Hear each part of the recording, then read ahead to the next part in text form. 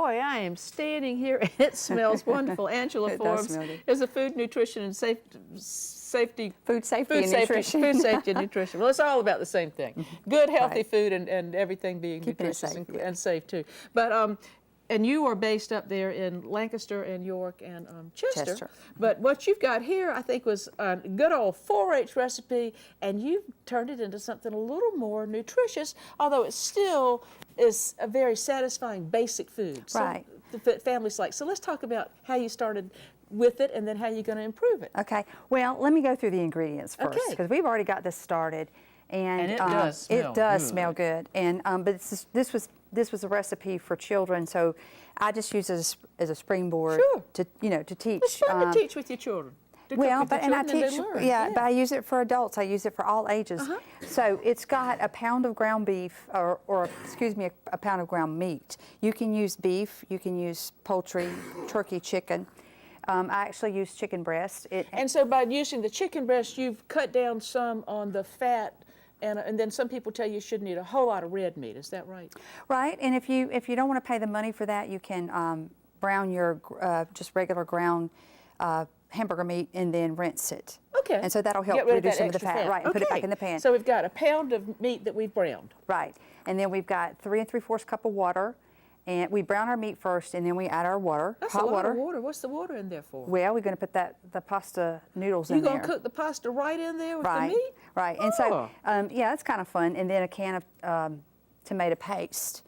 And if you can find the tomato paste that's low sodium, then albeit, but this is a very low sodium recipe. But we started with this, and then we're going to add a few ingredients. So you use these whole wheat noodles, and you just put them right in there with the tomato paste and the water and put the top on and just let it cook. That's right, and it takes about anywhere from 15 to 30 minutes. And if you simmer it real slowly over. But that way you don't. And with children, that's such a great idea because you don't have to have that hot water that you've got to carry to the sink. Exactly. That's a really nice strategy. It was a great 4-H recipe, but like I said, I use it a lot for demonstrations to teach as a springboard. But I know y'all are telling us we need to eat more fruits and more vegetables. We need to increase the amount of that we use in our diet. And so how are we going to do that with spaghetti? Well, hold on, and let me tell you real quick that the rest of the ingredients are simple, basic ingredients, and you can change that. But I just went ahead with the original recipe. Oh, we're going to season it up. Yes. And so we have this is just dried onion. It's a tablespoon, and then a half a teaspoon of Italian seasoning.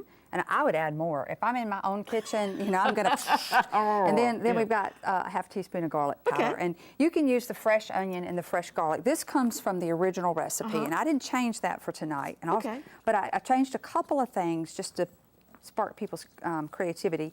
And I've got a bay leaf in there. That's not in the original recipe. So, matter of fact, but that's still pretty two in there. But anyway, I don't think that's going to hurt you. But what I've done, and let me back up a minute. By using the pasta, this one says it's 100% whole grain. That's right. And tell me how you find that taste. Is there anything different about it particularly? Well, I don't think there's a change in the taste, really, but I think that there's a little bit of a change in the texture. Some folks say that it's chewy, and but I don't. It doesn't bother me. I'll eat anything, Well, a lot of people don't like lips. I mean, they like spaghetti to have a little. What do they call it? Al dente?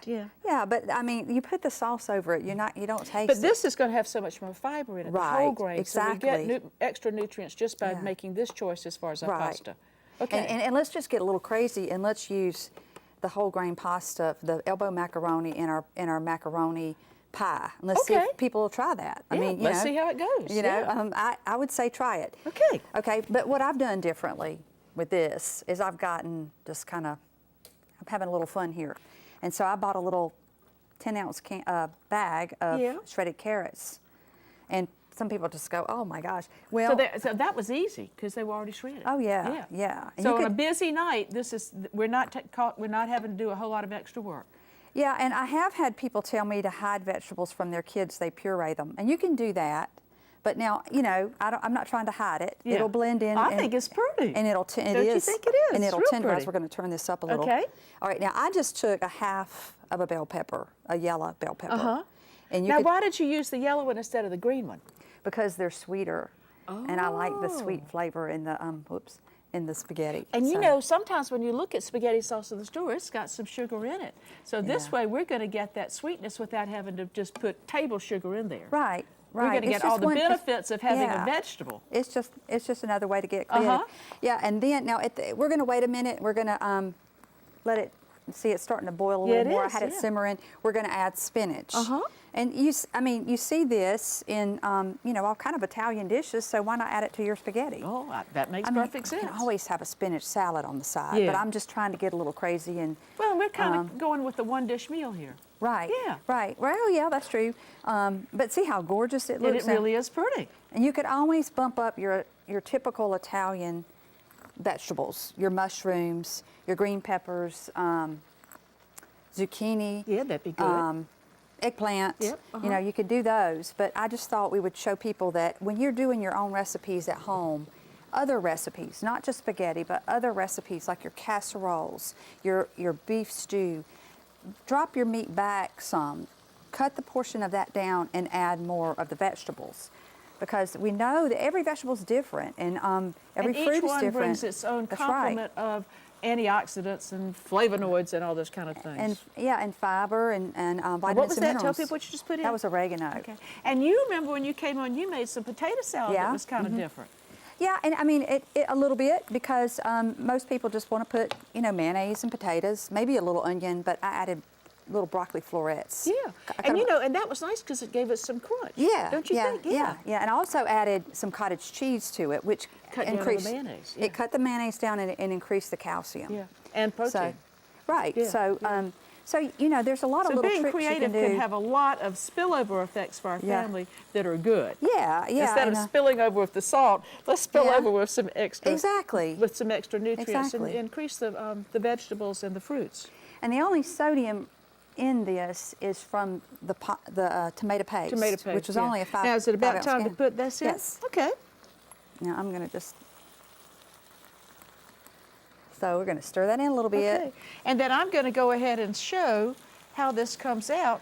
And I just don't think, unless you just had a child who was too picky, that child would just have to needed to go to summer camp and learn to eat. And, go to 4-H camp. Go to 4-H camp. I mean, that is way too big of a portion size plate. I just started to divide that up a little bit.